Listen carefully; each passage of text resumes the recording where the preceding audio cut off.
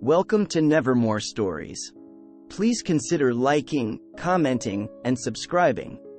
My therapist says my heart is the color of the background.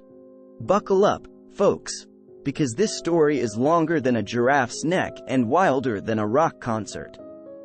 We're diving into the saga of a woman I'll refer to as Goldie McSchemer, the financial enchantress who left my heart in tatters, and the darkly humorous journey through the maze of love, laughter, and a touch of insanity. Let's rewind to the beginning, where the plot thickens, the flirtations intensify, and the comedy gets darker. Imagine a gloomy Tuesday, the kind that makes you question your life choices and wonder if you should have stayed in bed. There I was, nursing a cup of mediocrity at a coffee shop that believed it was the Versace of caffeine. Enter Goldie McSchemer, a vision of contradictions, golden locks, an hourglass figure that could make Michelangelo rethink his marble choices, and eyes that sparkled with mischief. She waltzed over, complimenting my choice of beverage like it was a priceless gem, and before I knew it, our conversation took a turn from espresso to assets. Little did I know, my coffee date was crafting a financial coup over a latte. Our dates were a blend of Hollywood glamour and red flag chaos. Candlelit dinners at eateries with names more elusive than a secret society, weekend getaways that made James Bond's missions look like grocery shopping. Goldie had transformed my life into a blockbuster, with her as the leading lady. Every date was a masterclass in opulence, and our conversations were a tightrope walk between sweet nothings and subtle hints about the importance of diversification in more than just investment portfolios. At one point, I half expected her to slip me a prospectus instead of a love letter. One evening, over a bottle of bubbly that could fund a small country, Goldie decided to share her financial wisdom. "You know, darling, real estate is the key to financial stability," she purred, her eyes gleaming with visions of luxury mansions and offshore accounts. I was too smitten to see through the glamour to the cold, hard truth.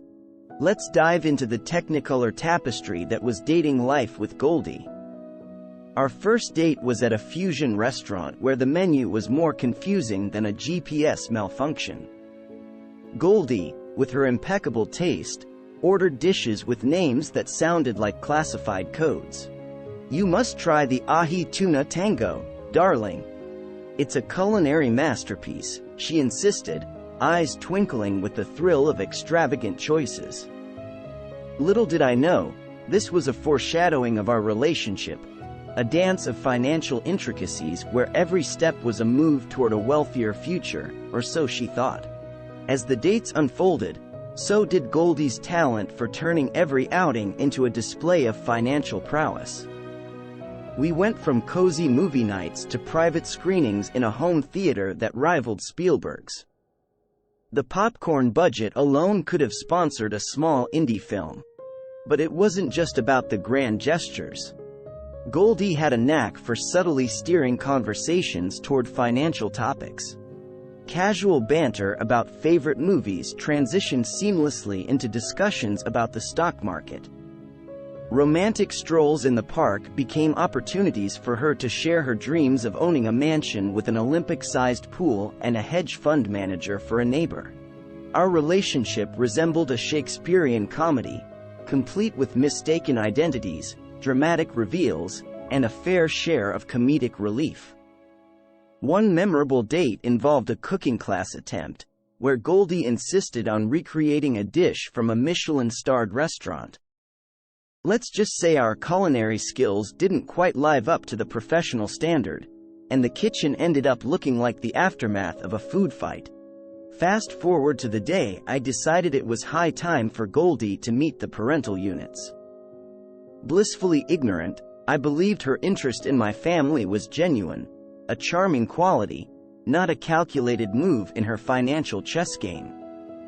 Little did I know, I was about to unleash a tempest upon my unsuspecting parents.